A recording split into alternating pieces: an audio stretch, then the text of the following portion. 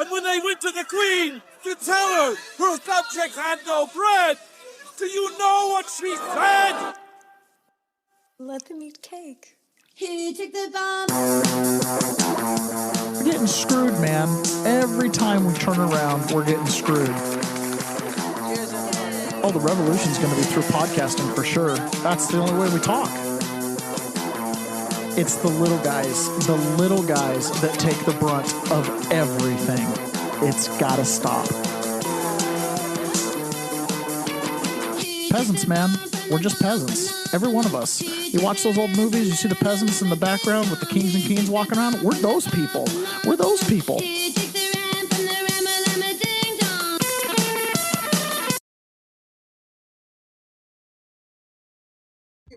Good morning, peasants. Welcome to another episode of The Peasant's Perspective. I had to get off that mute button. Took me just a second.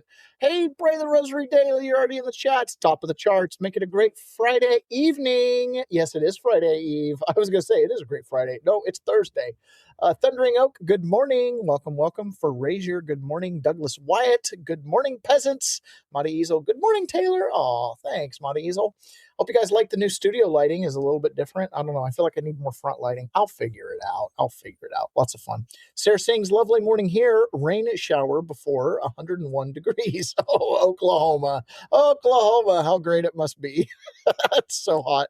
I was talking to a good friend up in Wisconsin yesterday, and she was mentioning how she wasn't particularly enjoying the hot, muggy Wisconsin summer. And she was wishing she could be in the Pacific Northwest where it's nice and cool. I'm like, yeah, it's cool. We feel like it's hot. You know, it's getting about to almost 80 degrees every day.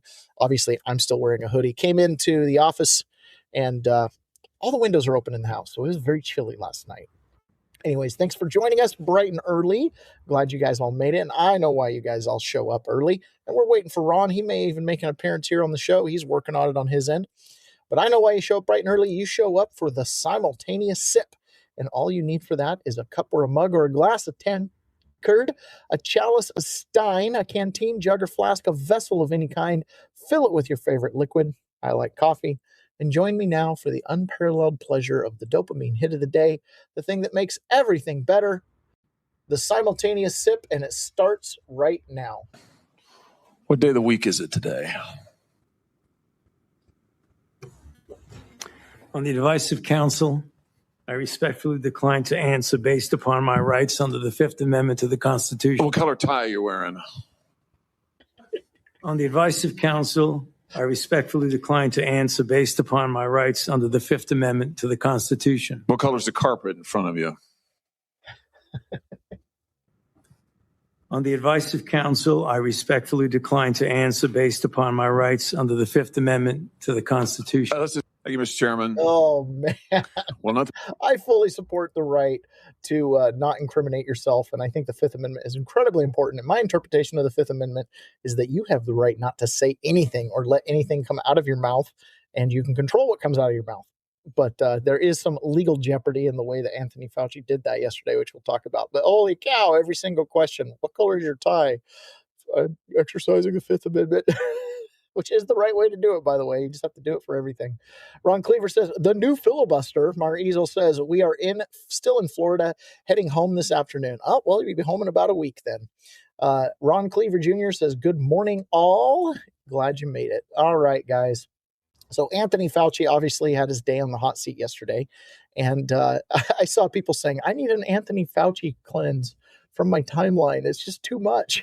I was like, yeah, there's a lot here.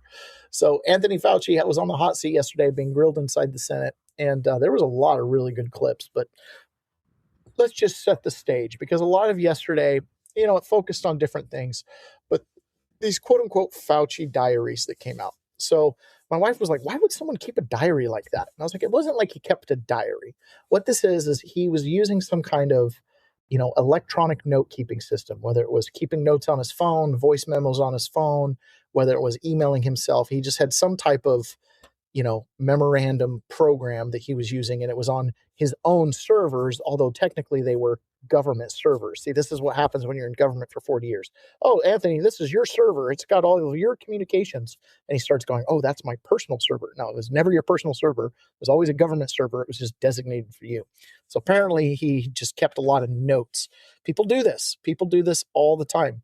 I personally had stuff read back to me off of my electronic devices. And, I was not like keeping super tight schedules and stuff like that, but it's like the one lingering trauma I have. I have a really hard time putting anything into my cell phone or on anything electronic because everything can be turned around and used against you, even things that you think are good, which is exactly what happened to me when some of like private messages between me and PB Brown Scouts were read back to me in open court. I was like, oh my gosh, he can't be here to defend me, but my words kind of hang out there. And it's like, you can't interpret rhetoric 5 years later, 4 years later. John Atakis says, good morning from Florida. My final dispatch from the nation's largest political retirement community. Heading back home to Boise, Idaho today. So fun. All right. So we've got another one of these readings of Anthony Fauci's diary. So we're going to listen to that. Readings of Anthony Fauci's diary. Dear diary, for better or worse, I am becoming an international celebrity. Calls from all over the world. It is not hyperbole to say that today I am the most famous and talked about person in the country. Brad Pitt plays me on Saturday Night Live and thanks me in a very serious tone after his skit. The swag around me is getting really ridiculous. Had great call with Barbara Streisand. Press still hot and heavy about me. Petitions to vote me sexiest man alive. Major stories about my basketball career at Regis. Jeez. Dear diary, for better or... So you got the Fauci Dear Diary notes, major stories about my basketball career. Oh, geez. It's perfect. So Senator Bernie Moreno did probably the best job yesterday of really, there were many Republican senators that took a chance to lay into Dr. Fauci, but Bernie Moreno really made it personal. And it actually is it's really interesting because Americans reacted very differently to COVID. Everybody had their own reaction. Some people capitulated early. Some people straight up drank the Kool-Aid. I mean, you still see them driving around in their cars with masks on from time to time, right? They really drank the Kool-Aid.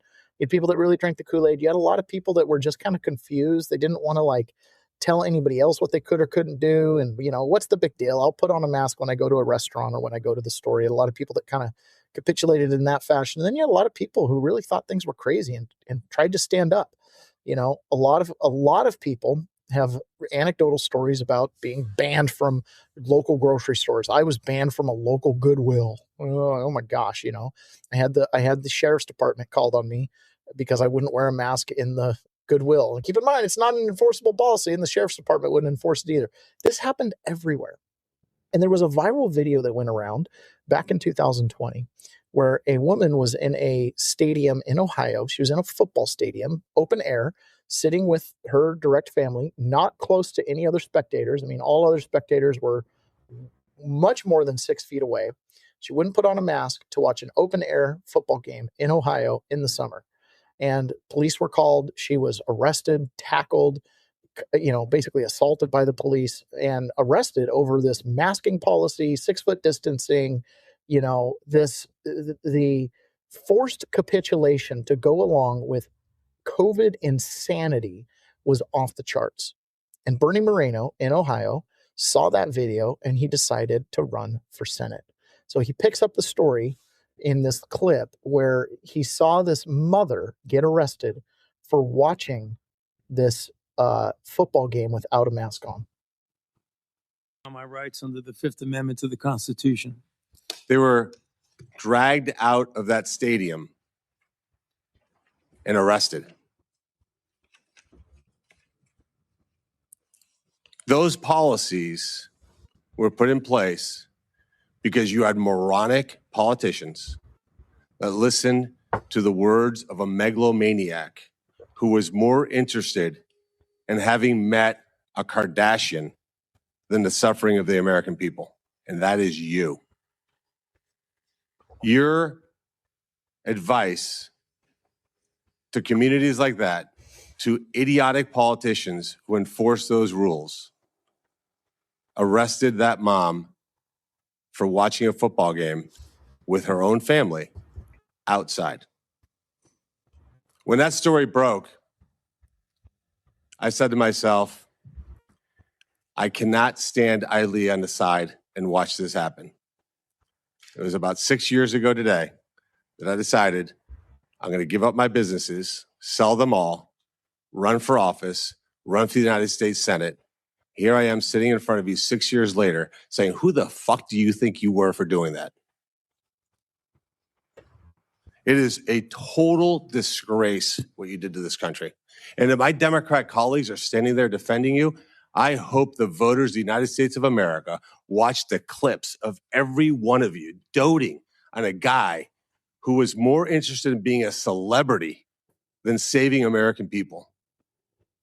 I will make it my mission to make certain that every single one of those Democrats who did that will see that clip over and over and over again. Because there is no defense of what you did. You may have had a 50-plus year legacy of public service, but it ends in total shame, right? It ends in this cover-up lie, megalomaniac, Anthony Fauci nonsense. Now, obviously, it's not every day that a sitting senator drops the F-bomb in a committee meeting, in a hearing like that. But really, truly, COVID affected Americans dramatically. This podcast is a result of COVID. This podcast led directly to January 6th and a complete redirection of my life and my family's life, right? Why? Because COVID nonsense. Because people around me were putting masks on and it didn't make any sense. People around me were closing down their businesses and it didn't make any sense, right? Nothing made any sense. And here we are 4 years later, and really we're people who were on my side were completely vindicated. Stuff like this, okay? This is an example of how far the madness got. Yes, you had people, one of the interviews that I did on Peasants Perspective was Sarah, of course, now I'm going to forget her name, but Sarah. And she was in Meridian, Idaho, and she was arrested in a public park, when they closed down the park and she got arrested. Anyways, I interviewed her, right? And she said, if this is what the world is, I wasn't meant to live in a world like this. And I remember thinking, I totally understand that, right? Like, this is not the world I'm meant to live in. This right here, just as a flashback. So for those of you that follow golf, this is Justin Rahm, and he was playing in a golf tournament, and I think this was the Masters. He was ahead by 6 strokes. Okay, he was ahead by 6 strokes. This is him. Whoop, what's going on here? Okay, so this is him. He's ahead by 6 strokes. He's, winning this tournament. And this is outside. This is a golf tournament, for goodness sakes. And here he is getting told that he has to walk off the green. I don't want any of it.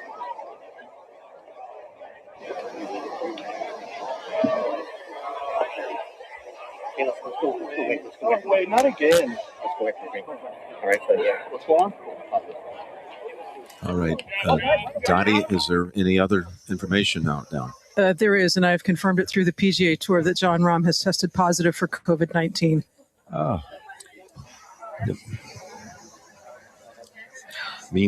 That means he will have to withdraw from the tournament. That means he will have to withdraw from the tournament. That's what they did. Right? That's what they did. And we could go on and on about the other nonsense and, kids playing flutes with their masks and kids playing their instruments inside of these little tents up in Wenatchee and Yakima, Washington. We could go on and on about, grandparents being forced to put on plastic suits so they could hug their grandkids. And, then you get into the actual suffering, the missed deaths, the people who died alone, the people who were given remdesivir and were tucked away into ICUs where family couldn't visit. It just goes on and on, right? It goes on and on. And here's one of the challenges. Brett Weinstein laid this out the best, right? One of the challenges we have is, as far as COVID is concerned, as far as the science is concerned, the debate's been won, right? One side of the argument here won every element of the, quote, debate. But the problem is we completely lost the narrative. Live in two worlds simultaneously at the moment. I remember conversations that I had with people I cared deeply about at the beginning of COVID, right? As the lab leak story was beginning to crack. Mm-hmm. And what I saw was, actually, I think we're going to win the lab leak story. Mm-hmm. We're not yet winning the vaccine story. And we're way behind on the repurposed drug story, but we know the dimensions of it. And my feeling is we're actually way ahead in this COVID trajectory. Our side is punching way above its weight class. We need to go for broke, and we need to get all of these things hashed out so the public gets them all, because we're never going to get a better chance to see how our system works. This story diagnoses the system. In 2026, here's what we see. We actually won completely. All of these things are now visible to anybody who wishes to see them. And we've lost completely. Our capacity to do anything about this is now on full display. We have none. That is an amazing position to be in, but it does tell you what we have to do next, because it means that your ability to simply get the story clear enough and enough evidence on the table does not have an impact on what happens next. We're still apparently dispensing these freaking shots. How crazy is that? Right? After all that we have unearthed, after all the people who lost their careers to unearth this stuff, they're still dispensing the freaking shots. So, okay, we won completely. Anybody who wants to know can now know pretty much what happened. We still have some loose ends. We don't know exactly what the ultimate objective was, but if you want to know what happened during COVID, you can find out. There are a lot of us out here who know. And we've lost completely in terms of power. Knowing completely what happened, or having a really good record of all of these major victories and the evidence that, was so hard won, doesn't buy you anything in terms of the ability to actually change the trajectory of the ship. So I would argue that the right thing to do is, with the part that we did win, the evidence, right? It's out there, is that we need to figure out now how to talk to the people who actually have goodness in their hearts, but are still so desperately confused. You have to figure out how to approach them with enough generosity of spirit that you can get them over the line to just seeing. You can get them to take off the blindfold. That is the question. How do you get people over the line to take off the blindfold? The people that we care about, right? The people that we don't want to see continue to just do stupid stuff. In the chats, Thundering Oak says, I walked out of a store where I was planning on purchasing $400 worth of stuff without making the purchase because they insisted we put masks on. I saw that story repeated a million times. I did the same thing. I don't know about $400, but I did the same thing. If I went into a store and they were mask Nazis, I did everything I could to bypass the store and go somewhere else.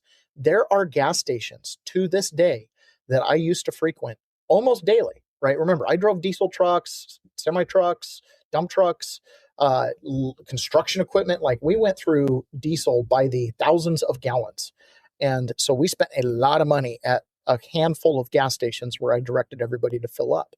And a couple of those gas stations, one of them I can think of right now, Hilltop, one of those gas stations, they were kind of mask Nazis when you go in. So I stopped buying gas there, just period. To this day, I don't buy gas there. They had a regular stream of revenue coming from me, probably close to $1,000 a month, just from my fill-ups commuting out to Port Angeles, because they were the last gas station on the way out of town, right? Just for me, they made a ton of money. They lost all that revenue stream. Now, it goes both ways, right? There were people who went to places that ended up being conservative and didn't care about mask policy, and the people were like, oh, Anthony Fauci said I should wear a mask, and so they went to other places that were mask Nazis. So it went both directions, and depending on the prevailing ideology in your area, some businesses, performed better than others just based on that alone. It's a sad, sad thing. And then, of course, you enter in like the inorganic protests and stuff like that.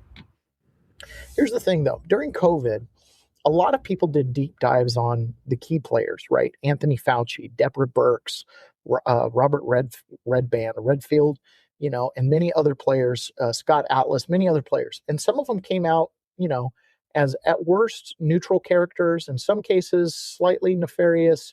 In some cases, they came out kind of as benefactors. Like these people generally do good things and, generally end up on the right side of whatever scientific discovery or proposition or whatever it is.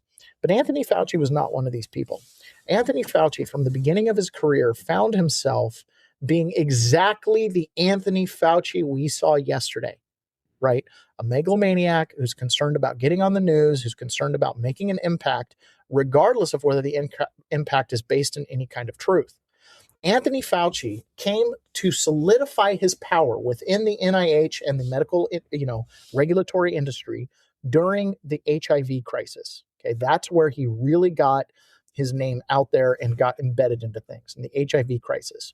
And, you can go back and you can look at his history of doing things like testing, HIV in gay clubs in San Francisco. And I mean, there's all kinds of stuff, medication that made people sicker, probably killed them. There's like a whole bunch of stuff. Joe Rogan's documented this. RFK's documented this.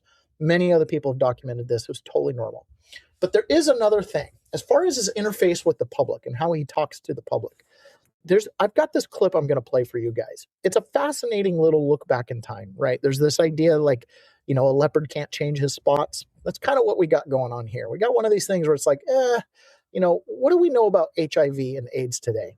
It's only communicable through direct sharing of bodily fluids. You cannot get HIV or AIDS being in the same room with someone with HIV and AIDS. Not going to happen.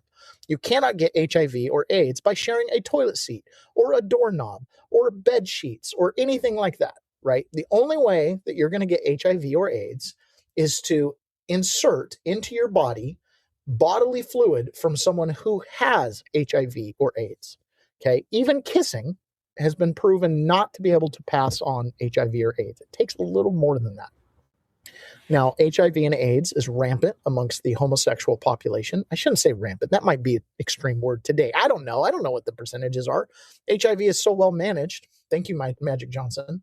So anyways, it's rampant amongst the homosexual population. It's rampant amongst the intravenous drug using population. And then, of course, it exists in children predominantly in Africa where parents are infected with HIV and do not get treatment. Okay. But they can even prevent HIV from being passed on to the child if there's appropriate preventative care. So why do I bring that up? Because I'm just barely old enough to remember some of the HIV panic. I'm just barely old enough to remember when the campaign to debunk things like you can get HIV from a toilet seat, right, was starting to come out. So these were predominant thoughts for a while. This is Anthony Fauci talking about HIV and the spread of HIV. This is, again, just like talking about masks, just like talking about 6 foot distancing, just like talking about natural immunity or how COVID can spread. He's been up to the same games. He's been up to the same games for decades. Safe from the disease. This brings in the implications that there are other ways, just plain close contact. And given the long incubation period of this disease, we may be starting to see, as we're seeing virtually as the months go by, other groups that can be involved. And seeing it in children is really quite disturbing. When you say other close contact, give me some examples. Well, for example, if the close contact of a child is a household contact, perhaps there will be a certain number of cases of individuals who are just living with and in close contact with someone with AIDS or at risk of AIDS who does not necessarily have to have intimate sexual contact or share a needle, but just the ordinary close contact that one sees in normal interpersonal relationships. Now, that's safe from the disease. This brings in the implication. So this is Anthony Fauci. I'm sorry, I got to pause it on my end so you don't hear the volume come through. So Anthony Fauci is sitting there saying, well, you could get it from close contact. I mean, when we see it in kids, it could just be because they're living with parents with AIDS. If you see HIV or AIDS in kids and the parents didn't have it when they were pregnant, okay, you probably need to call CPS. Okay, there's probably a problem there. We saw this same thing with monkeypox, by the way. Monkeypox came out, oh my gosh, this horrible sexually transmitted disease. And then, oh, anybody can get it. And then these kids got it. And they're like, oh, these kids have it. Oh, look, it can spread just by a same thing. Oh, by sharing a toilet seat. And then they're like, no, actually, that is not how it's spread. It's spread by, sexual activity, basically. And then all of a sudden, these kids, we find out some of them have been molested. It's like, kill the story. And we stopped hearing about monkeypox ever again. Okay, but Anthony Fauci, like a leopard can't change his spots. And apparently he didn't change his. Same thing, right? False information. They knew from day one that AIDS was not transferable in the way that he just described it. Just like he lied to us about masks, just like he lied to us about everything else, he was lying to us back then about HIV. Ron says, I remember the AIDS fear campaign. Yes, you're old enough to remember. I remember the mop-up story, right? I wasn't around when you were allowed to litter.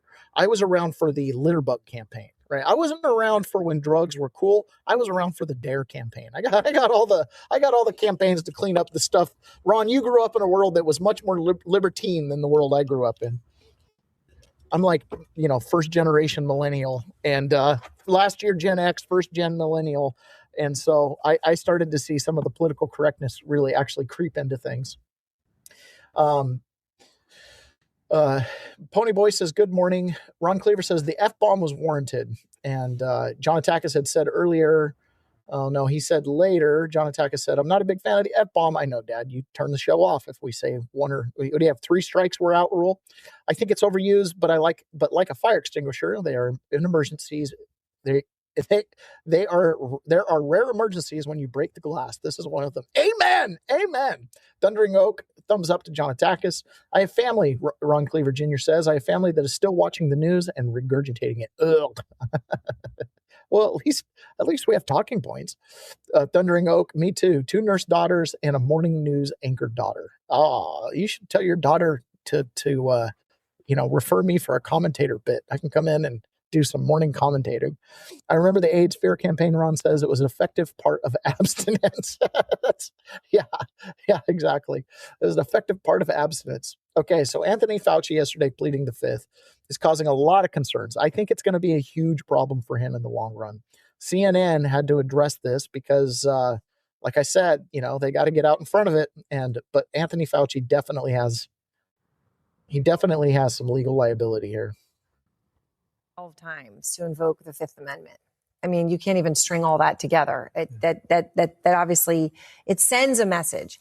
Will that strategy work? Because he says, well, I had to do that because, they're looking for perjury traps. Or does that just make it worse? And is he in real trouble? I think it makes it worse. It's even a curious way in which you wonder what his legal advice was, why they decided to do that. Yeah. Because he does not face criminal jeopardy for the pardon in all likelihood. He's pardoned for all actions before January 2025. But that also means that you're forced to testify. That's how prosecutors use immunity or pardons. And they say, now you're forced to testify because you don't have any criminal liability, what we're going to ask you about. So then to plead the fifth is actually, he could then be held in contempt. There could be, theoretically at least, a Justice Department that goes after him for not answering when he is not really facing that criminal charge. Yeah, and also when the reason put out is perjury traps, then of course, again, to the layperson, it's saying, well, why wouldn't you just say the truth? What would be the problem in that? Yeah. So, I understand that's a layperson thing, but it doesn't sound good. Trump has repeatedly dismissed Biden's pardons. When you talk about the pardon and everything before January of 2025, I'm sorry. Let me just play Trump here. To sign pardons and all of the things that he signed with an auto pen is disgraceful. To sign pardons 112 times to invoke the Fifth Amendment. I mean, you can't even string all that together. Guys, it takes me a second to get all the screen transitions here. I got to move my mouse all across my screen. So, right, he opened himself up to legal jeopardy by claiming the Fifth Amendment. Now, I will contend that you always have the right to control what comes out of your mouth. That's how the Fifth Amendment is self-evident and it's self-expressed. You can choose every word that comes out of your mouth. That is the last and only human freedom you have. First Amendment, right? And then the Fifth Amendment protects your right to even remain silent. You don't have to provide an answer because anything you say can and will be used against you, including the answer that you're pleading the fifth. It can be used against you to implicate guilt, but you're making that choice. You get to make your choices on what you say, but you can't pick your consequences. As far as the legal system is concerned and liability. So the accusation here is that Anthony Fauci is going to be held in contempt of Congress, like Steve Bannon and Peter Navarro were, for failing to answer questions. And then probably they might get an obstruction of a congressional investigation or something like that. There might be a couple charges centering around this. But the reason that he opened himself up to legal liability to be able to held in contempt, he could have sat there and done nothing. He could have answered every specific question with, I plead the fifth, which he ended up answering every question with, I plead the fifth. But it takes a little something more than that. You see, he did something that crossed him over and opened him up to legal liability. He made a statement. As 1776live.us, we talk about this a lot. because we learn how to express our fundamental rights, one of which being the Fifth Amendment. And one of the things we learn is you're all in or all out. You can't make an argument and then back off and not want to support that argument or support those claims. Anthony Fauci made claims in his opening statement, and that's where he's going to end up having some problem. So I thought this was, of all the things I saw yesterday, I thought this was the best breakdown of Anthony Fauci's legal problems with taking the Fifth Amendment so many times yesterday. And there's an interesting nuance. Again, he made a statement. The statement opens him up. I actually think that Fauci's lawyers made a big mistake in the following way. In that opening monologue that Fauci gave, okay, I've taken depositions where the litigant pleads the fifth to every question, right? But you heard at the end that they talk about, well, you can't come and give a statement and then plead the fifth, and that's exactly right. Right. You can't say I didn't commit the crime, and then when they ask you a follow up, you plead the fifth. No, once you've opened the door, so to speak, to a topic, pleading the fifth no longer becomes appropriate. You can't use it as a sword and a shield, right? So right. You either don't use it, or once you've used it. So, for example, in his opening statement, he said that Rand Paul slandered him. Well, I would ask follow-up questions about that. I would say, well, how did I slander you, sir? How did I slander you? He opened the door. He said that Rand Paul slandered him. Well, what were the slander statements? He said, for example, I've had a decade-long cooperation with Congress. Okay, great. With regards to what? What did you cooperate? He basically in that one statement to me said, I testified 200 times. And in all that testimony, I was cooperative to me, which means I was honest. I was forthright. Great. He just opened the door, in my view, to everything with that one statement. And they could have driven a truck through that, right? And they might still do that. You might. That'd be my question. Is you're saying that right now? Okay, so it's important to understand that. By saying I was cooperative, you're saying I didn't lie. I was forthright. If they're then asking questions to clarify that, he doesn't have the legal protection, because they can say, well, you did lie. Like, the evidence shows you lie. What's your rebuttal? I'm not going to answer questions. Okay, so then you lied, right? Now, he has immunity for the original lie, but he doesn't have immunity for making a statement that implies that he did not lie. That happened yesterday. Okay. So by making that statement, he can't then lean back on the immunity. That's one issue, the pardon. Okay. And because he made a statement, he now has to justify those claims. He cast a stone, so to speak. Is there a danger that they didn't jump on that? Is there a timing that is triggered there where Rand Paul had to drive that truck through, or some of the senators there? Or can this be looked at retrospectively and say, hey, that open, because they contemplate the end there, right? There was this dialogue, because I think similarly in a previous hearing, because there was an opening statement, I forget the woman they were referencing, but because there was an opening statement, it undoes that protection of the Fifth Amendment. You are not allowed to make a statement. So that's being dialogued. Did they need to address it right there, or is this something retrospectively that will play out legally and can play out legally? I think they didn't. Once you open the door, then they ask the follow-up questions relating to it. I don't think they needed to affirmatively say, since you opened the door, you now have to answer. Okay. The door was open. He said, for example, that he was being, he called Rand Paul unhinged. Okay, right. How is he unhinged? So it will come down to a question of interpretation with regards to when he, in that opening statement, how much door, quote to speak, did he open? How wide, and how much of the follow-on questions afterwards fit into what fit into that opening statement? I think that he's got 6 lawyers that was said, but I can't imagine they didn't think about this. I don't know why they would have done that. They want to plead the fifth. Plead the fifth. Yeah, if you want to plead the fifth, plead the fifth. That's pretty good, actually. Okay, so we know, right, obviously, it's obvious. Anthony Fauci lied. Anthony Fauci has an MO of misleading the public. Anthony Fauci is a megalomaniac. But this also became political. Despite what the political people tell you, this became political, okay?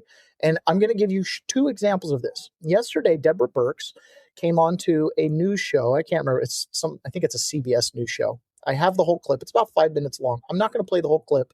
I'm going to play a Fox and Friends morning clip that has that clip in it. But in that clip, she's partially coming to the defense of Anthony Fauci. She kind of throws him under the bus and, oh, yeah, he was a little bit more concerned about getting on the media. And, in his office, he had a lot of pictures with himself and him with famous people. It's not my style. She kind of tossed him under the bus a little bit for his style, okay? But she did say something about lockdowns, and she compared Republican states and Democrat states, red states and blue states. And on Fox and Friends, they point this out. And I'm going to show you another clip from Anthony Fauci after that.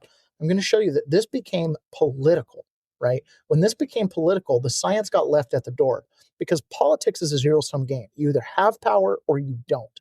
So the moment this became political, it became about acquiring power, which became about narrative warfare rather than actual science. By the way, we're starting to hear from other people that were on his team. Writing a book. Right. Deborah Birx, who at one point led the coronavirus task force, weighed in yesterday. Here's what she said. If you get them tests, instead of quarantining people who are exposed, you just only tell the people who are infected to stay home. That is a very different approach. It worked fabulously in universities. It's why we were able to keep them open, and Secretary DeVos was working on keeping K through 12 open. There were solutions, but it became very political, and we all have to be aware, because it was a presidential election year, it was really important for blue states to show that they were taking it very seriously, and they overclosed. And we just have to be honest that happened. And that's why that discussion from both sides of the aisle and a resolution and a way to go forward is critical so that we can do this right in the future. Right. And she's the one person who was caught visiting her family, which she told everyone not to visit her family. She's also the one that was on with me who said, oh, wear goggles. Wear 2 masks and consider wearing goggles. Can you believe this? So I have no patience. Now, Fox doesn't have a lot of room to talk here. Remember, Fox also had a mask mandate and a vaccine mandate for their employees. So Fox doesn't exactly have clean hands on this. But she said this became political. It's during a midterm year. And so the governors, right, because Trump gave it to the governors to decide, the Democrat governors all went max lockdown. I was talking to my wife about this yesterday. In Washington State, we experienced some of the worst COVID policies. We had a high rate of compliance. We had a high rate of self-enforcement by local businesses. Our local sheriff wouldn't enforce it. But the local businesses, some of them were maniacal. I remember there was one RV store. I needed to go in and buy like a plug part. It was right there. Buy it, go, super quick. They refused me service. They refused me service because I wouldn't put on a mask. I was like, seriously, it's like 10 a.m. in the morning. It's like a warehouse. I'm going to step in, buy this part, walk out. What do you care? Well, we have other customers who care and they make complaints. Oh, so other customers might complain that you're selling stuff to someone without a mask. Yep. Can't shop here. All right, well, I'll take my business to Amazon then, right? Which is like, starts to make you wonder if that was the intent. Didn't Amazon like explode in deliveries during COVID, like way exploded? So even Anthony Fauci, right? This became political. In DC, Anthony Fauci and Muriel Bowser went walking around, and I think the director of health for District of Columbia went door to door trying to get people to get vaccinated. Here is one interchange of this day that they went door to door. There's another famous clip that circulates around where the guy's like, I ain't taking the vaccine. When the government tells you to take the vaccine, don't get it. And they're trying to talk him out of it. Well, here's another example of them face to face trying to talk someone into taking the vaccine. Pay attention to the advice they're giving. It's anti-scientific and bad advice in retrospective, very bad advice. And now we know they knew it was bad advice. But Anthony Fauci also makes a very clear statement about Republican states. What are we going to do about those other states? Oh, my God. They're going to keep the outbreak smoldering in the country. It's so crazy. I mean, they're not doing it because they say they don't want to do it. They're Republicans. They don't like to be told what to do. Right. And we got to break that, unpack that. How you guys doing with vaccine? I haven't gotten it yet. I'm waiting for them to be able to. Oh, you should get it first. Okay, that way you won't give it to them. I thought I would give it to him if I get it. No, not at all. In fact, we got to get you vaccinated so that if you were to get infected, you could pass it on to them. So you're actually protecting your family by getting him vaccinated. Okay, a couple things. The Republicans, they just don't like to be told what to do. We got to end that. We got to unpack that. Okay, so just because someone doesn't like to be told what to do, you've got to make it your mission to force it upon them. Second thing, this mother says the truth. She says, well, I thought if I get it, I could give my kids COVID-19. That is the truth. That is actually what happened. People would get the vaccine and then they would give COVID to other people. They became super carriers. So the advice he's giving is wrong. It's wrong. It's scientifically wrong. And they knew it was wrong. But they're literally going door to door trying to solicit people to get vaccinations. No, you get vaccinated first, then vaccinate your kids. You know, that's the way to do it. That's the way to do it. Yazas. These people are crazy. Yesterday, John Fetterman probably had the best take on the whole thing. He was the only Democrat yesterday that was introspective about what happened.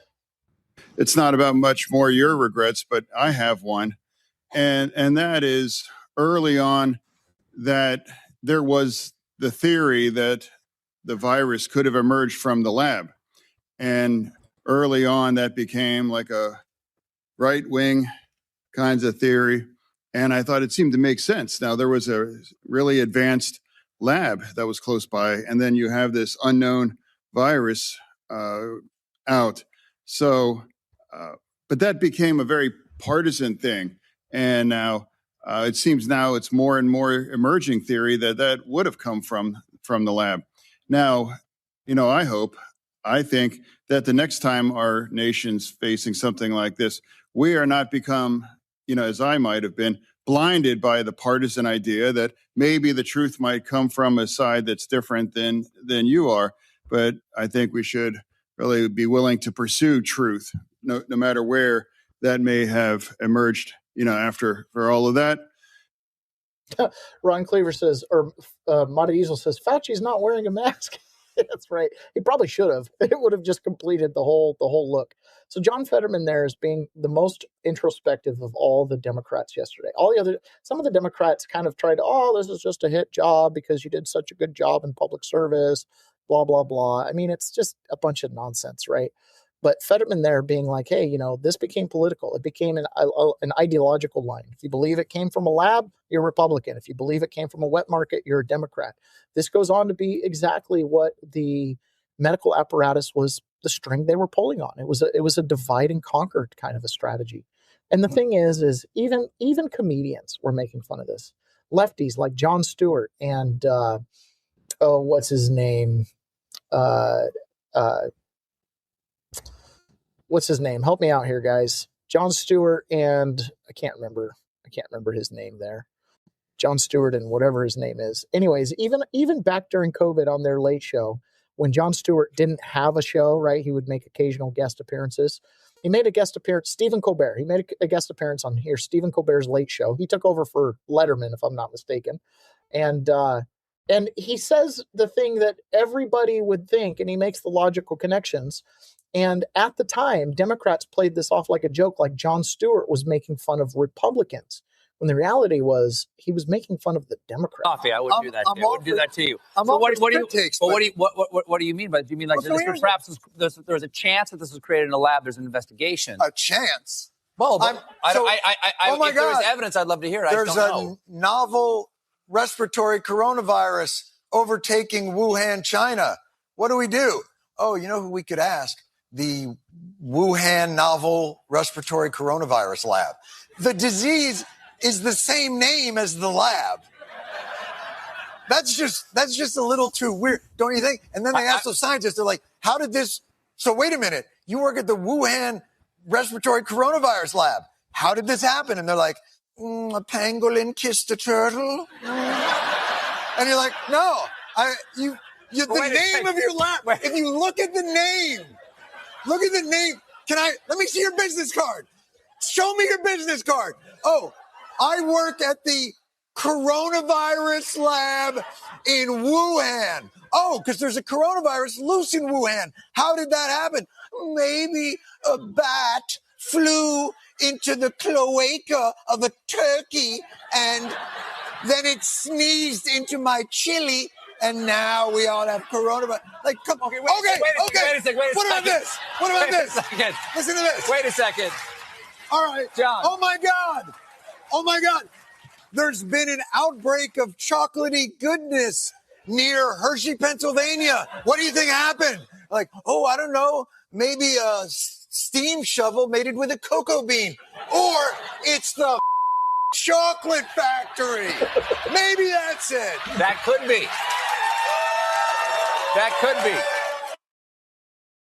Maybe it's the chocolate factory. Maybe it's the chocolate factory in Hershey, Pennsylvania. So they go on. They continue here. It's still good.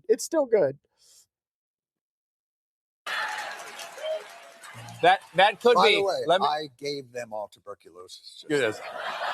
That could very well be. And Anthony Fauci and Francis Collins and NIH have said, like, it should definitely be investigated. Don't stop with the logic and people and things. The name of the disease. Wait a second. The building. Wait a second.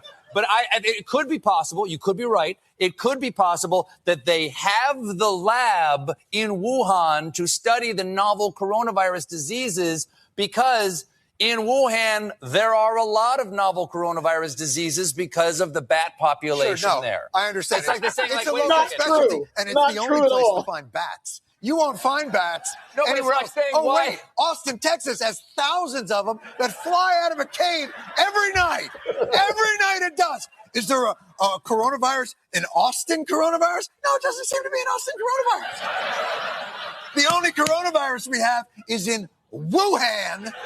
Yes. Where they have a lab called, what's the lab called again, Stephen? The Wuhan Novel Coronavirus Lab. I believe that's the case. And now, Stop with the logic and the people and the authorities. There's a lab called the Novel Coronavirus Wuhan Lab. Oh, this is pretty funny. So, the audience is laughing because they're laughing. Oh, yeah, this is Republicans. They're crazy. Oh, yeah. I mean, there's a little coincidence there, but, Stephen Colbert, they're kind of playing a part, but it's legit. I mean, they really were that dumb. They really were that dumb. Believe it or not, they actually were that dumb.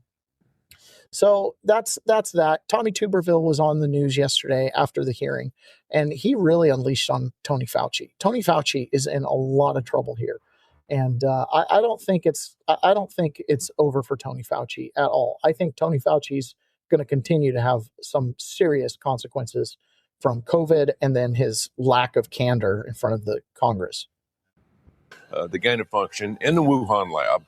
Now we know that was released from the Wuhan lab. Now, whether it was on purpose or not on purpose, it killed millions of people, and he lied through his teeth. He should be locked up before he leaves this building today and put in prison and then put on trial in front of the American people. We lost 20 to 30,000 people in Alabama alone, and I hope every damn one of them sues this Dr. Fauci, puts him in court. If we can't put him in prison, let's put him in court every day for the rest of his life, where he has to be punished and listen to the death that he caused. The vaccine, the death, the lies that he gave to President Trump, and then he took over for Biden, and Biden didn't know what day it was, and so he was free to just run loose across his country and just lie when the truth he knew was totally different than what he was telling. And again, it's embarrassing for what this is the best country on the face of the earth, and we had this fool as the NIAID director. I mean, it's just absolutely appalling that he killed people, and people are still dying because of this vaccine.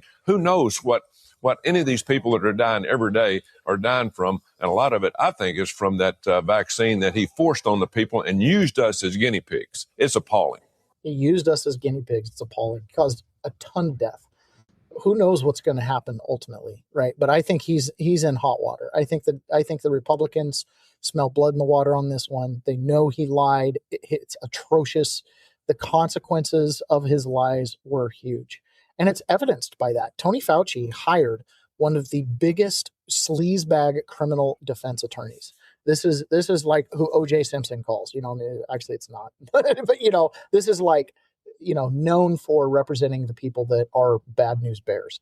Anthony Fauci hired him as an attorney. Bernie Moreno addressed this yesterday, right? I mean, why would you hire attorneys like that? Mr. Fauci, do you know who David Schertler is? On the advice of counsel, I respectfully decline to answer based upon my rights under the Fifth Amendment to the Constitution. If you remember yesterday, one of the attorneys was hauled out. Rand Paul had him removed. That's that attorney. So he's saying, I don't know who he is. Fifth Amendment. He knows who he is. It's his attorney. All right, let me tell you who David Schertler is for the audience, because he was ejected by the chairman. He's a high-profile criminal attorney. He's represented some really great people, like Senator Bob Menendez. Maybe that's somebody who my Democrat colleagues may remember took gold bars as bribes from the Egyptians.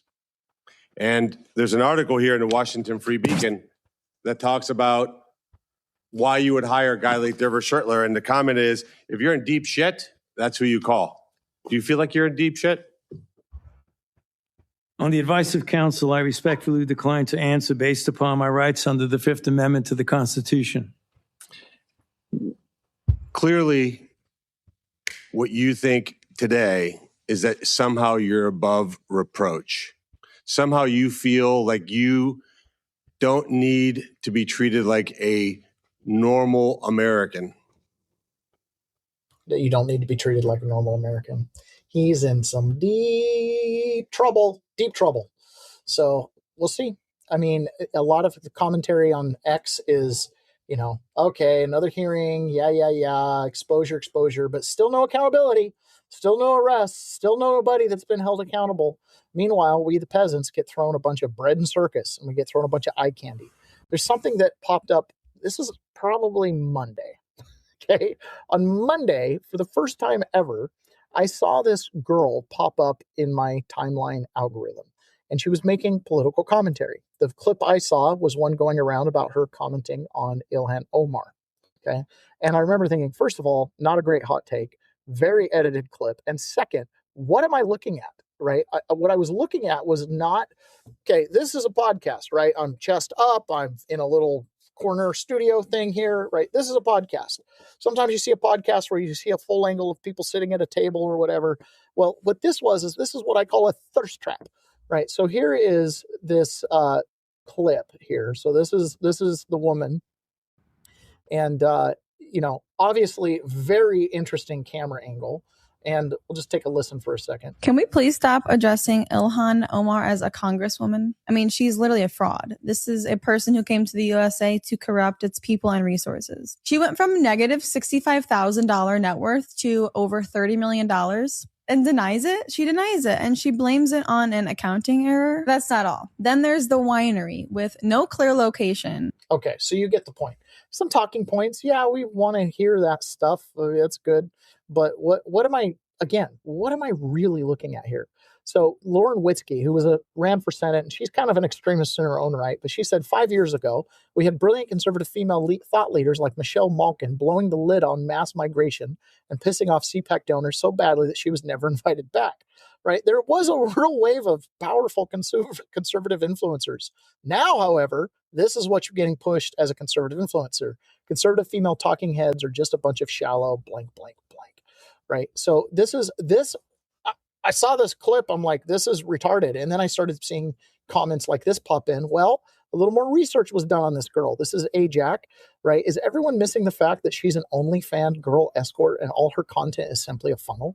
So her content is getting promoted to conservatives. She's got conservative talking points, but obviously through interacting with her channel and, joining her newsletter, blah, I don't know. I have no idea. I'm not clicking on it. I don't want to know.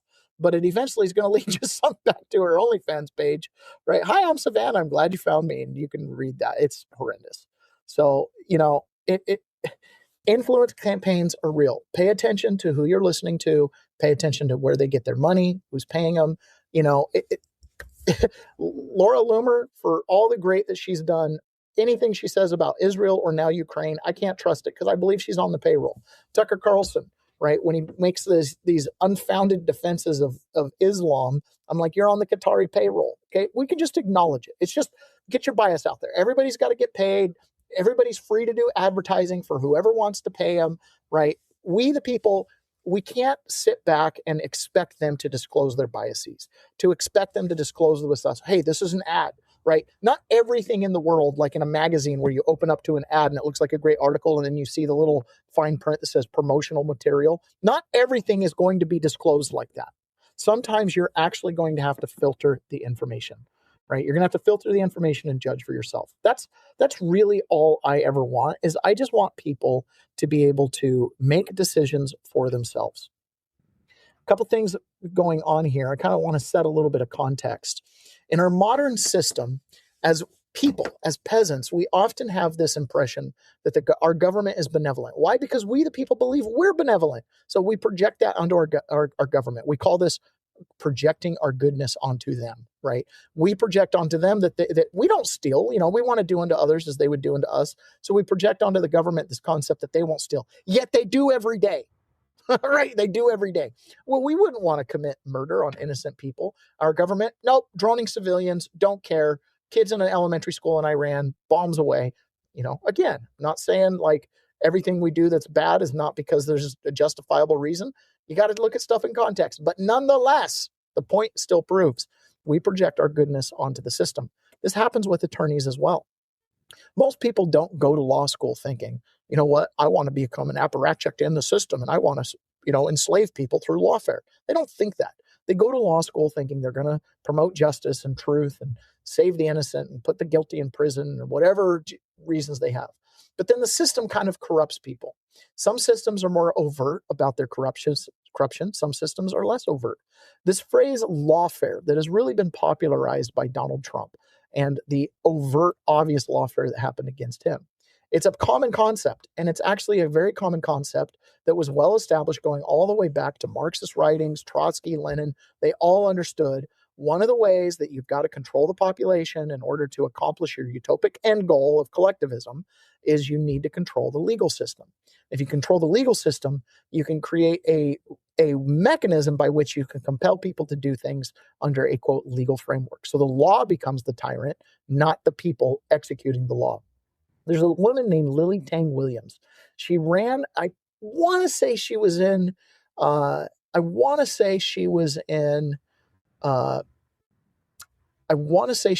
Maryland. She could have been up in New York. I honestly can't remember. But she was on with the Tim Pool show, and she is a refugee from China. So she escaped China when she was young, came to America, and when she was in China, she went to go to law school. And she reveals something about how collectivists, how communist and socialist governments and leaders view the profession of law. I can make difference. I can have a rule of law. But after I went to college, my professor first week told us, what is the law? Law is a tool for the CCP to govern the Chinese. It's a tool. I said, I come to study law for justice, for fairness, so regular people, have a voice to be heard, like defend the regular people, like my families. No, it's a tool. So you got to be politically correct, in line with the party. So after Mao's death, I asked my first question. I want to search for truth.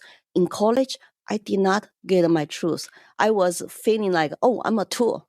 So if I study law, become a lawyer or become a government official, I'm a tool to be used by the party to go govern the people. I feel depressed again. I was totally lost. So I become rebellious. And thank goodness in the 80s, in college that time was actually the best time of my life. I get to skip classes. I get to go to actually, all the social clubs. And, 80s in China, especially after Deng Xiaoping decided, okay, you can have dancing parties now. Yeah, we can have foreign students come here because he did a kind of like a open up reform, which is a good thing. So we had a foreign students professor come to our college. So, and they go to our dancing parties too. That's where I met, and one of the actually student who told me to say, oh, Lily, come to visit me in the foreign students dormitory. I want to show you something from America. So yeah, so that's what I said. This was an American? Yeah, American exchange student. So I went to his dormitory. If you're an American student that time in the 80s in China, early 80s, you have guards at your building. Wow. And that means who is in, who is out, you have to register. So when I first went to visit him, I have to tell them my name, my major, my address, to go there, visit who, to talk about what, and time in, time out. And I thought he's going to show me some beautiful art piece or something. And he showed me the Declaration of Independence, little pocket-sized constitution. Wow. He's the one who changed my life. You know, my English was pretty bad. Was the government, I'd imagine that's very illegal to. No, I learned after he told me, do you know about this? I said, no, this is our American founding document. And he just showed me one paragraph where it said, we hold this truth to be self-evident. All men are created equal. I could not understand that. He had to explain to me. But I mean, would he get in trouble if they saw that he had that? We both will get into trouble. So next time when I went back one more time, I did not mention this at all. I just said the socialization, let me just go chat. I know we're talking about something we're not supposed to talk about, but he made my light bulbs turn on. He made my light bulbs turn on. I almost got emotional listening to that. For the first time in her life, that opening paragraph of the Declaration of Independence was a concept that was foreign to her. It was foreign to her, but it changed her life, right? Changed her trajectory. Because in her heart, she wanted to fight for truth and justice, and then she realized that she was just going to be a tool of the CCP. I think there's a lot of people that enter into public service or that enter into law practice that feel that way. I know I felt that way when I entered into the septic industry. I thought, I'm going to do this great thing, have a business. And then I quickly found out I worked for the health department, right? I was a private business and I could make my own decisions on how to follow their rules, right? I mean, it was really interesting. But the lawyers get used as tools of lawfare, tools of control. Collectivists understand that they clearly understood it. They taught it openly to their law students in China, right? This is a tool for the CCP to control the people. You can deflect tyranny onto the opaque smoke monster we call the government, and then we give immunity to the apparatchiks who actually did those things, who actually went and did the lawfare, actually went and violated people's rights. In America, we've gone through lawfare. This is part of, it's around. Our system is designed to try to avoid it as much as possible, but it happens. And under the Biden administration, they practice lawfare. Obviously, they came after Trump. They came after people in his orbit. They came after January 6ers. But they also, along with January 6ers, they went after another group of people. These are called the FACE Act defendants. These were pro-life protesters who generally would protest around abortion clinics. And because of their activism, because of the protesting around abortion clinics, they were targeted. And many of them were put in prison. In fact, Doug Wyatt, who's probably listening to the show right now, was in Danbury's prison with other FACE Act people, along with Steve Bannon. Well, one of the FACE Act arrestees settled a case with the Justice Department yesterday. It was reported on Fox News. This is part of the weaponization of the federal government.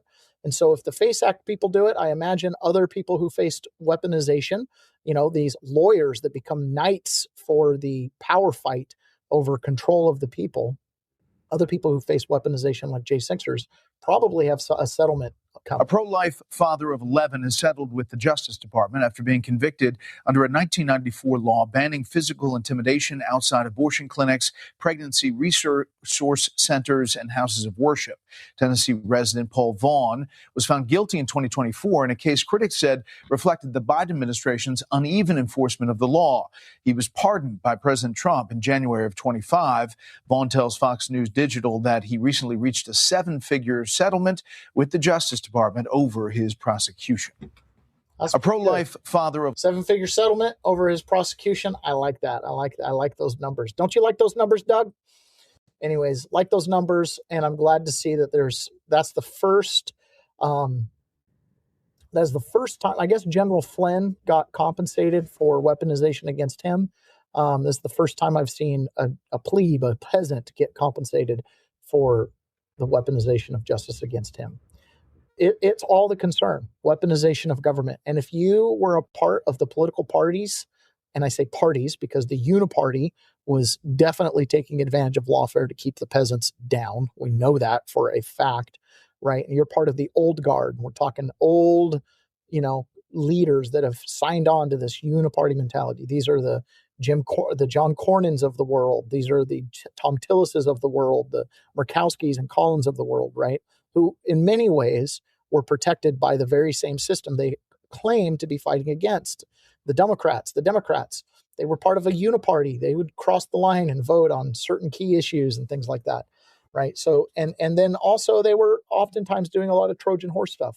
One of the things John Cornyn will be remembered for is his support of red flag laws. This is a Texas senator doing red flag laws, right? Like, holy smokes. Well, if you've been weaponizing government, you would be very concerned about putting someone in who was involved in that weaponization. And what I mean involved, I mean a victim of it. Todd Blanche, the acting attorney general right now, was Donald Trump's defense attorney who sat on the as defense counsel against the weaponization. He has the potential to become the next attorney general. And he's done some good things. Admittedly, he's done some good things as the acting attorney general. He's taken a lot of ire from others about, not acting and maybe holding Pam Bondi back. And who knows, it might not actually be the case when the story's told in the end. But John Cornyn is potentially going to be holding up Todd Blanche's Senate confirmation. But for some reason, I don't know whether it's the staff of the DOJ or who it is, but they simply they know what they need to do, but they simply refuse to do it. So are you a no? Are you a no tomorrow if this comes to a vote? Well, Senator Grassley tells me that we need to know by 4:00 this afternoon whether the markup is still on. So we still got a little time, and hopefully they now recognize the seriousness of this and will be responsive. But if it stands as it is now, right now, would you vote no? I'm not prepared to vote yes. Let me put it that way. Would you recommend to Chairman Grassley that tomorrow's vote is postponed to allow for more time for discussions? We've still got what about another 5 or 6 hours. That's plenty of time to resolve this. But there's also there's no real need to have a meeting if they will just produce the documentation that we've requested and that he testified to under oath during his hearing. So I'm not 100% clear what documentation he wants, but whatever it is, they either can't produce it or won't produce it or it doesn't exist. I have a feeling whatever it is, it doesn't exist, just my gut feeling about it. So that's going to be interesting. If they don't confirm Todd Blanche, I believe that means by default he has to leave at the end of his term. It'd be interesting to see who Donald Trump puts in as A, the second nominee, and B, who he puts in as acting attorney general. Wouldn't it be interesting if Bill Pulte ended up at the DOJ? Oh, and Bill Pulte was the guy who then laid off 30 or 40% of the staff of the DOJ. Oh, and then the new, attorney general can go in there and have none of the apparatchiks and the ideologue loyalists embedded in the DOJ. How great would that be? We can dream, can't we? We can dream. Okay.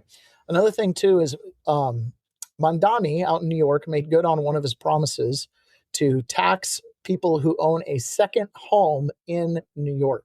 So he did this, and one of the things he did in doing this was they released a list.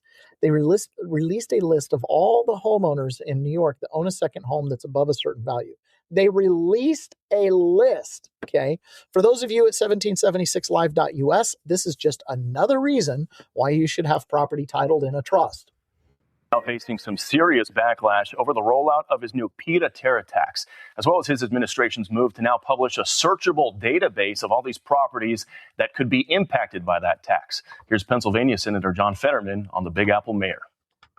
He's a clown, and now he's putting the list of people that owns homes in New York.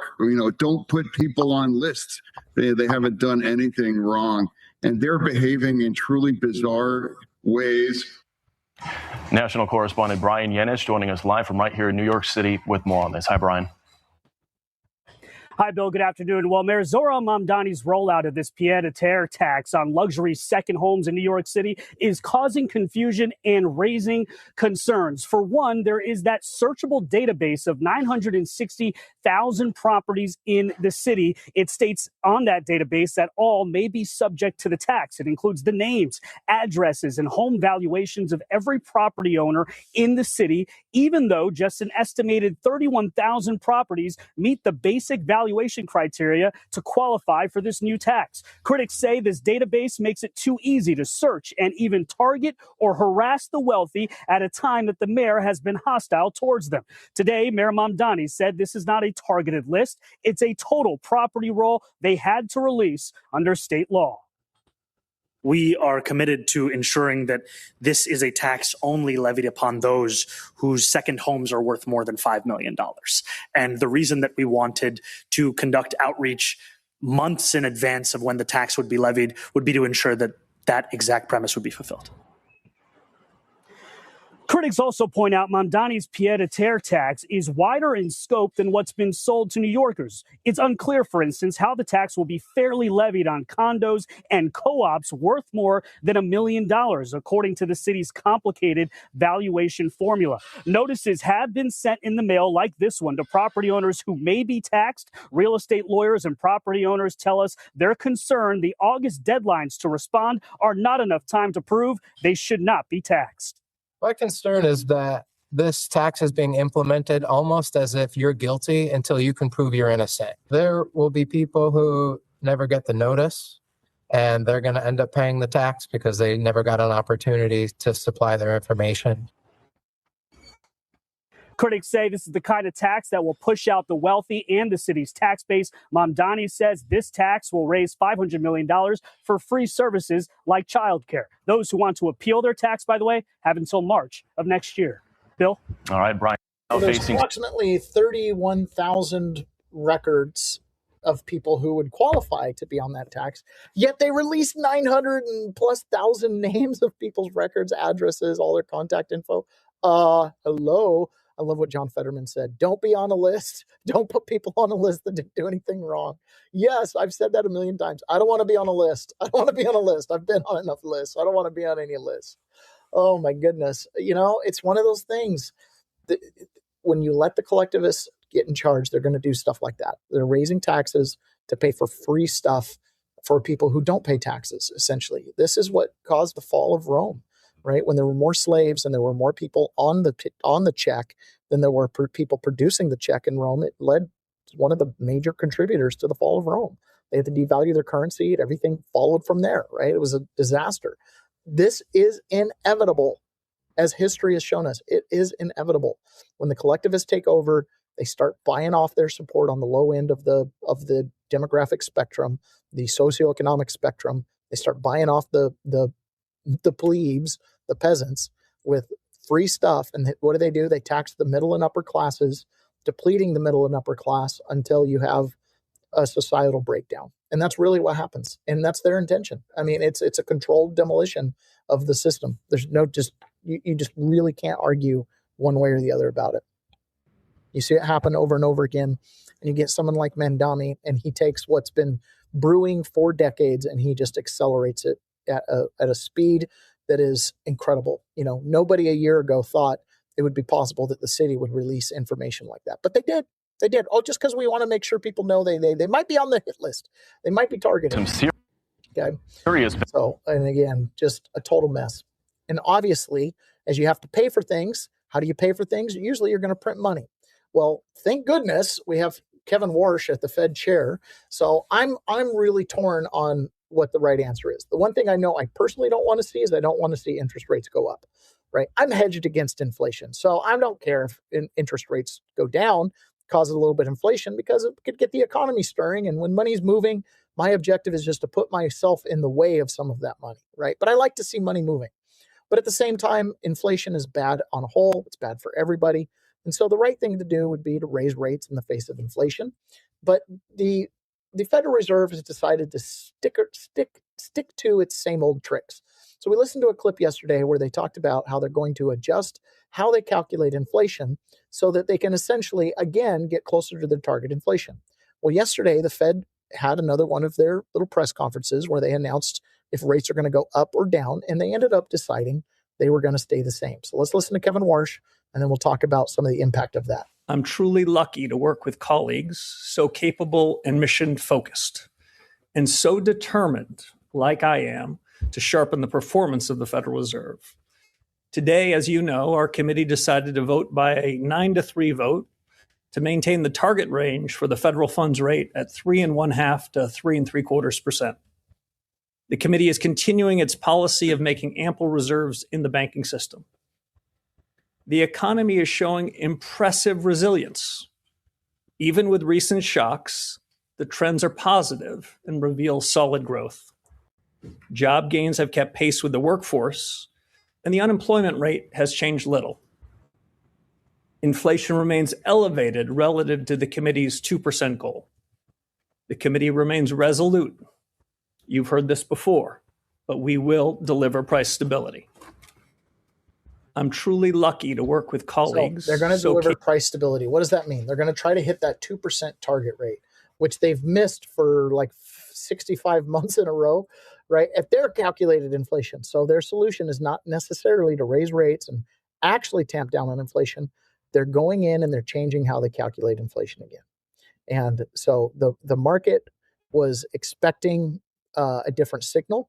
And he basically signaled that the economy is resilient and strong, which means it's good, it's going to grow, that they aren't going to lower rates because they don't want to overstimulate it on their end. And they're not going to raise rates because they don't want to slow her down. You know, it's resilient, AKA all signs point bad and the economy's still ticking. Yeah, it's because the American entrepreneur, okay, and high tech, AI. So in a certain way, it's good. They're going to maintain rates, which is going to create some stability in the market. It's probably not going to spur on the housing market. You're going to have to get to a point where natural demand is willing to pay those prices. My wife showed me last night, someone was buying a house in the $400,000 range and their mortgage payment was the same as ours. And I was like, oh, that's crazy to me. She said, the house isn't even nice. So not really great when you hear that from your favorite real estate agent. Yeah, my favorite real estate agent is my wife.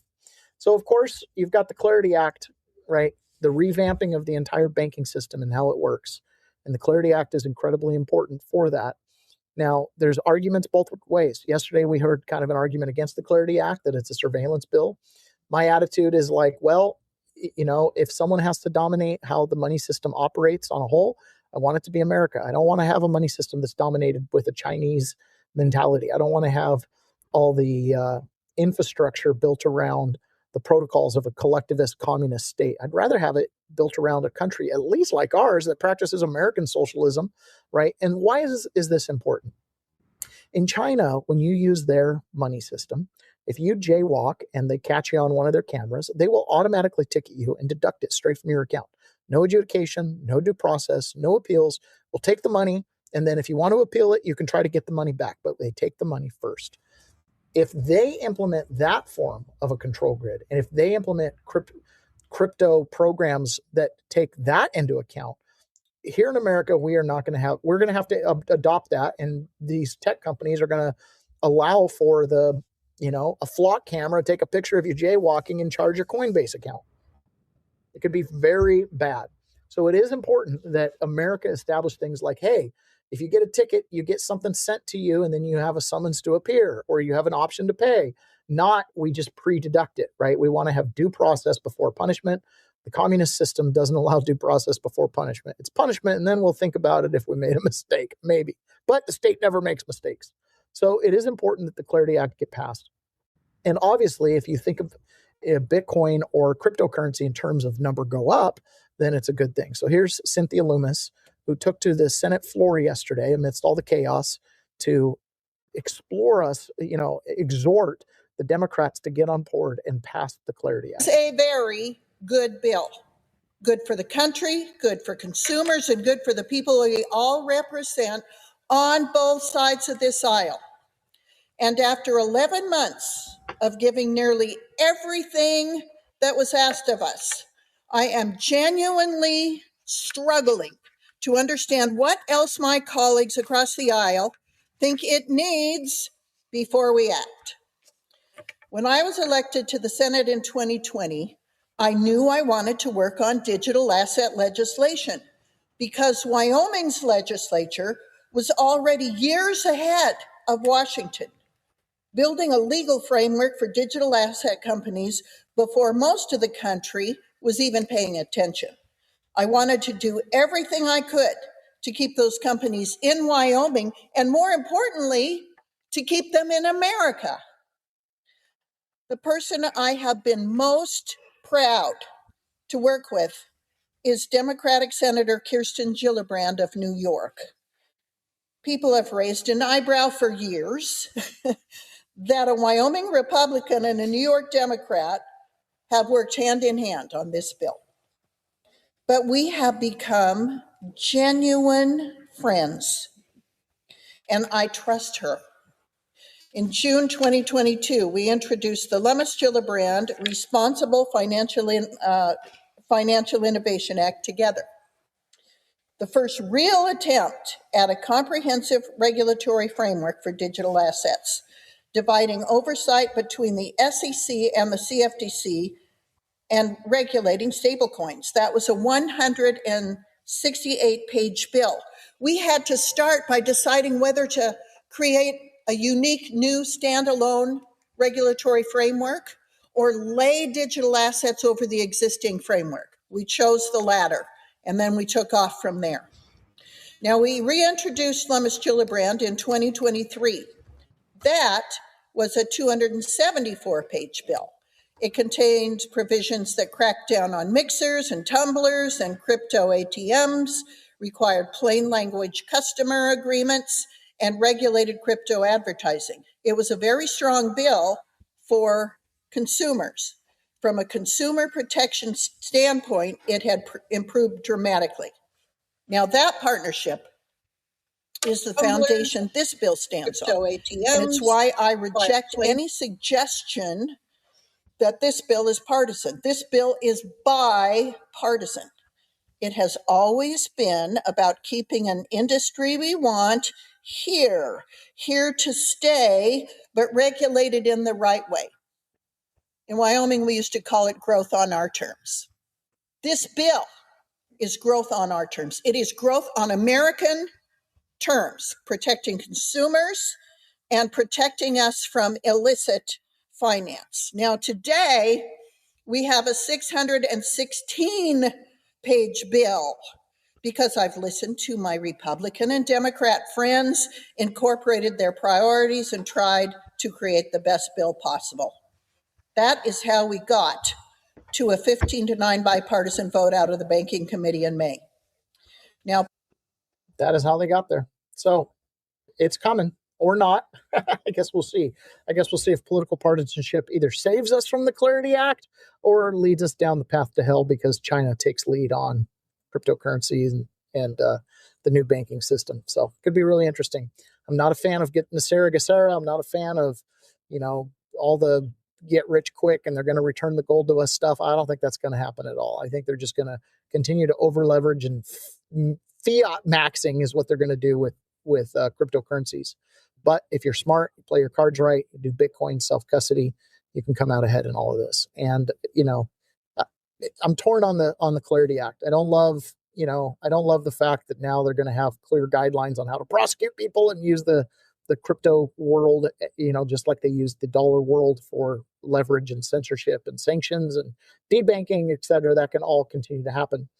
But at the same time, I do understand that to create freedom, that the United States needs to put its rules into place and create standards that the world will generally adopt, which is what they did with our current banking system. All right, you guys, that's it for me today. Don't forget to check out 1776live.us. We have our Ignite presentation today, focusing on controlling your estate, taking back your fundamental rights.